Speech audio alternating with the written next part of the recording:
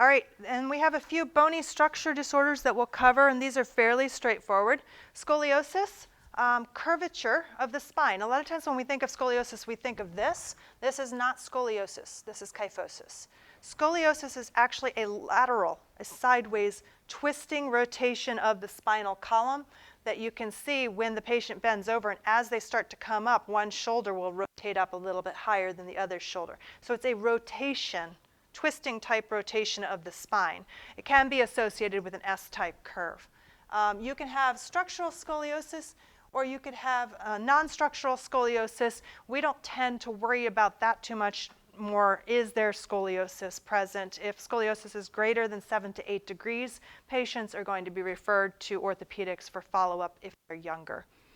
Once they're old and they have fully developed, you're not undoing the scoliosis. Kyphosis can be postural, like most of us hunched over our desks as we do our work and we slump forward. That's a postural kyphosis. It can actually be due to the way that you grow. A curvature, forward curvature of the spine causes, because our spines are very vulnerable and they rely on proper posture to not put strain on the muscles. When we actually tip out of alignment, we're using muscles in ways that they really weren't intended to be used.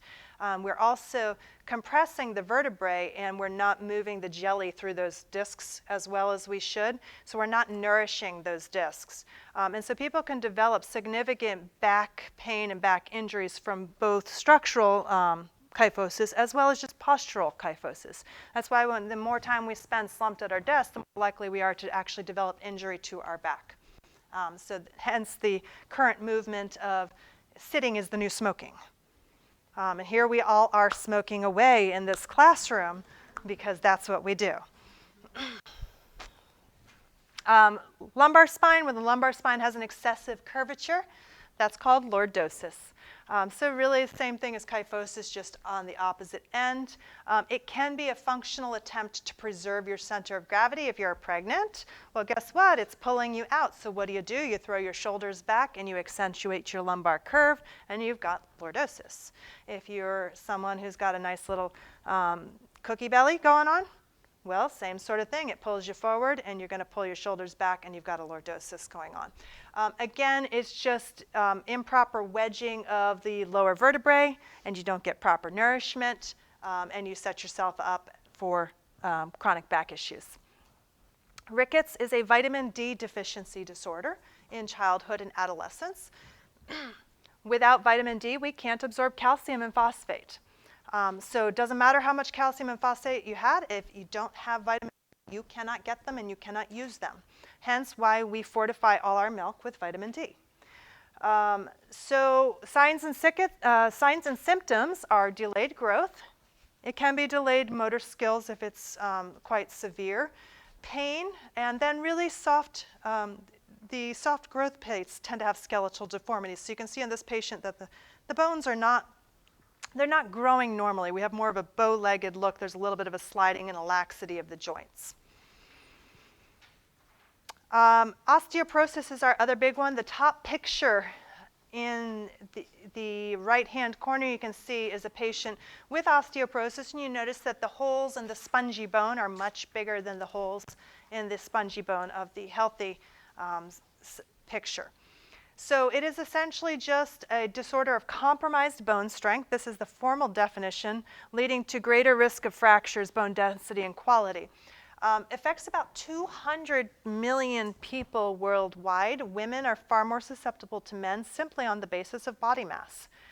So the heavier you are, the less likely you are to develop osteoporosis, because the stress on your body, which is why we encourage impact and weight-bearing exercise, the stress on your body tells your body that it needs to retain calcium within the bones. And when you start taking that stress away, you get frail and old and light. Well, your body says, I don't need as much in the bones, and it lets some of that go. It is essentially a disorder of bone remodeling. So there's a remodeling imbalance. The first thing that tends to happen in the remodeling process, we are constantly remodeling our bone. I want to say it's like 30% of our bone or something like that we're remodeling at any given time. But osteoclasts are coming in, and they're getting rid of old, tired bone tissue, and they're taking it away. But then what next happens is that an osteoblast should come in and it should put down new healthy bone tissue. Well, you can see that if this is not in balance, what will happen is that the osteoclast could actually be taking away more than you are putting back on a regular basis. And this is how we lead to osteoporosis. Yes, absolutely. And that is because, again, you don't have gravity and impact to help you keep the calcium into your bones. So a lot of times my mother-in-law, they just started treating her by making her walk around in a lead vest. Let's add extra weight to your body to try and help to retain the stress on your bones so that they will stop their kind of excessive remodeling rate. Go ahead. This is random, but do you think it would also affect people that go into space? Absolutely. That's one of the big issues. Yes. They come back and have to do those. Yes. And if they're young enough, they should be able to remineralize some of those areas. But yes, they will absolutely start to lose bone density, which is why they have to do those very specific exercises to retain their bone density. All the sci-fi books, I don't know if you guys are sci-fi book readers, but I was when I still am. But you know, it would be the stories of these very long, tall people with super fragile bones because they're out in space. And they would develop differently such that they could not come back to the, to a higher gravity planet because their bones weren't designed for that type of stress. So someday, who knows? So this is just another picture showing increase in remodeling rate and incidence of vertebral wrist and hip fractures for women after age 50. We know that estrogen is protective and it helps us to kind of like avoid osteoporosis. But once we start losing that estrogen as we get older, we're at greater risk for osteoporosis. So the fractures are actually the greatest you can see in the vertebrae. And then we're looking at wrist and hip as the two other big sites for fractures. People who are at most risk not only are women, they are going to be slim, they're going to be petite, your small people. They are going to be your Caucasian and your Asian women, and people who perhaps didn't have a lot of calcium intake when they're younger. So it is one of the times where being a little bit heavier is actually protective. This just is a graph showing the difference between men and women.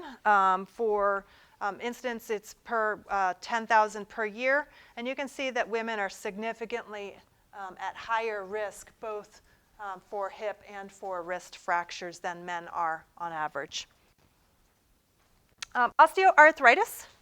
So we have several different types of arthritis we're going to cover, and then we're going to be done. Osteoarthritis is the single most common form of arthritis. It is considered non-inflammatory because it's not an autoimmune inflammatory type process. Now, do we have a certain degree of inflammation from wear and tear? Yes, absolutely. But the origin of osteoarthritis is not inflammatory. The origin is wear and tear. It is characterized by gradual loss of cartilage in the joints, which causes your bones to essentially rub together. That's how you end up with that stiffness and the pain and the impaired movement because, well, you're grinding bone on bone or cartilage on cartilage, and your nice little synovial capsules have kind of evaporated over time. The most frequent,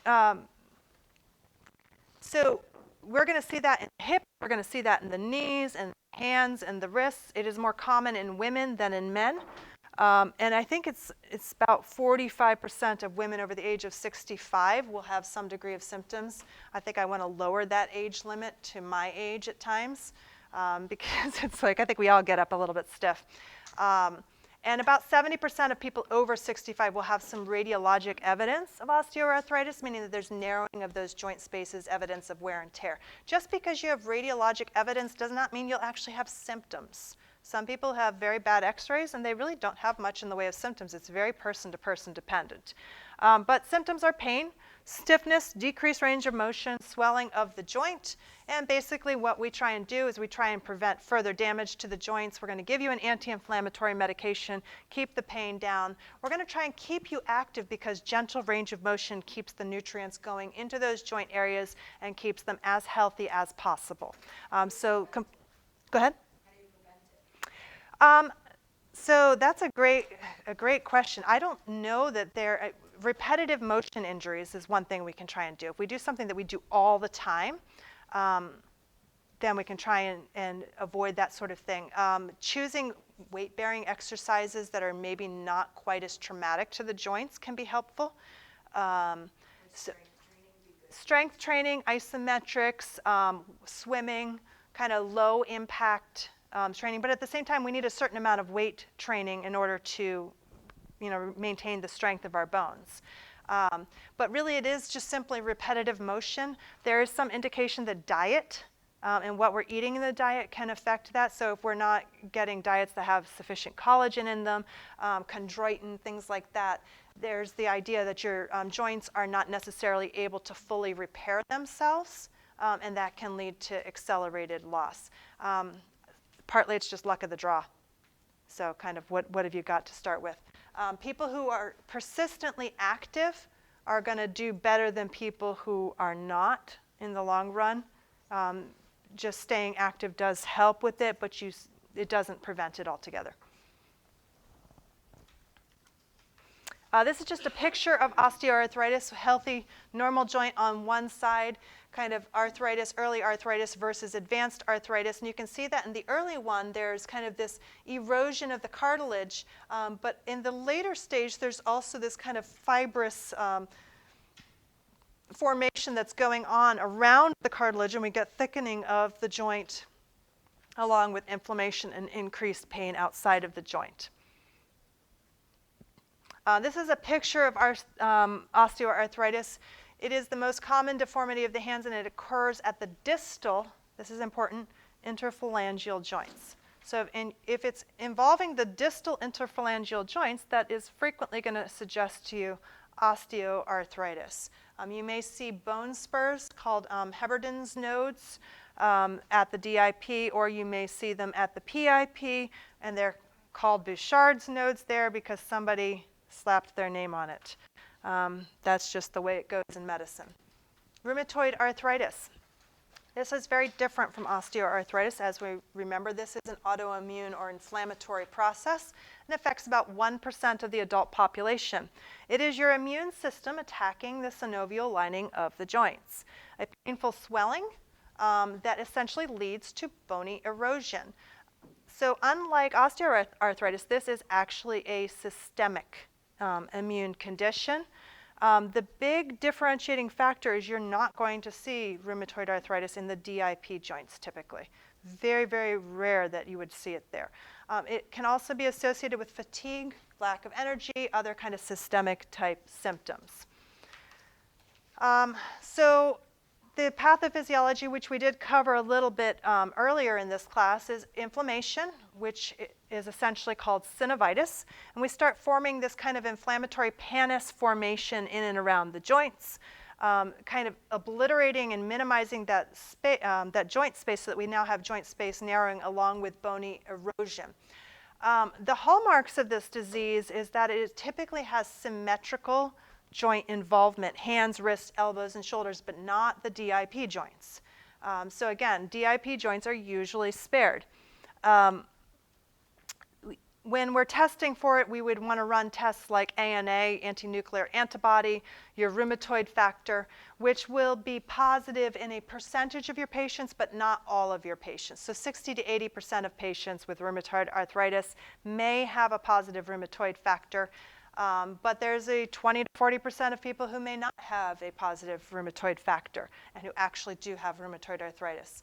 This is a grading table for classifying rheumatoid arthritis.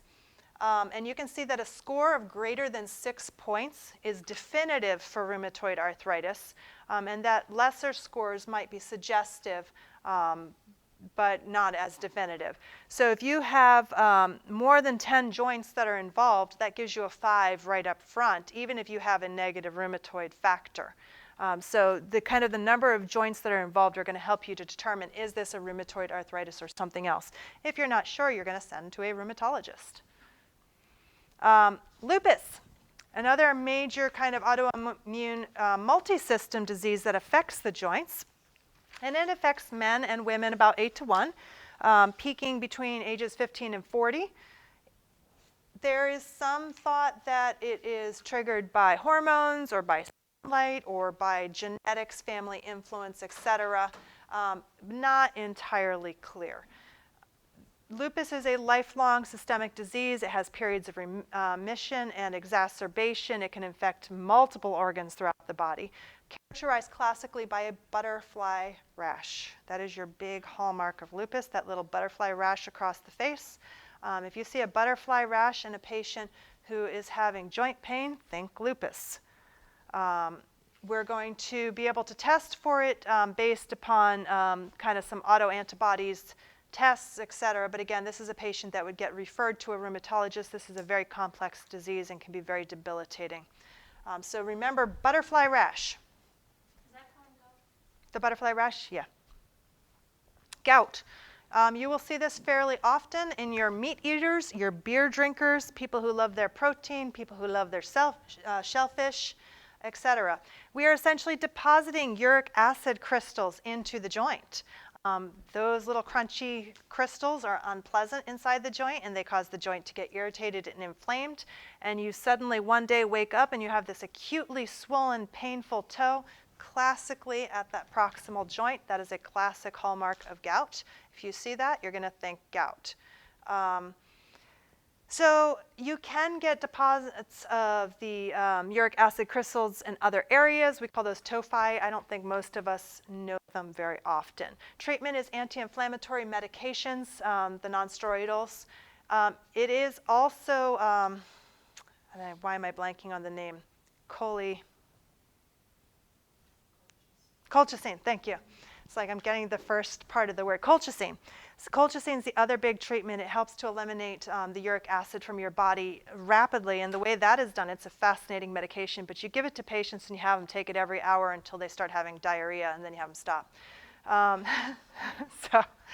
But that's how you treat them, and then you give them anti-inflammatories, and it does help them to get better from the gout fairly quickly. And this is our last slide, psoriatic arthritis, psoriasis. So psoriasis we typically think of as a skin disorder, but it can be multi-system. I want to say in about 15% of patients with psoriasis, they can have joint involvement. The classic hallmark of psoriasis is the swelling of the entire digits, toes, fingers, joints, ankles. So you notice that the patient has a very sausagey appearance to their foot. That is a classic psoriasis sign. So arthritis with a sausagey look and psoriasis type rash should suggest to you psoriasis and psoriatic arthritis. They should have a negative test for rheumatoid factor and just make sure that it's not a rheumatoid arthritis that's going on here. And that concludes our lecture today for musculoskeletal disorders. Any questions? All right.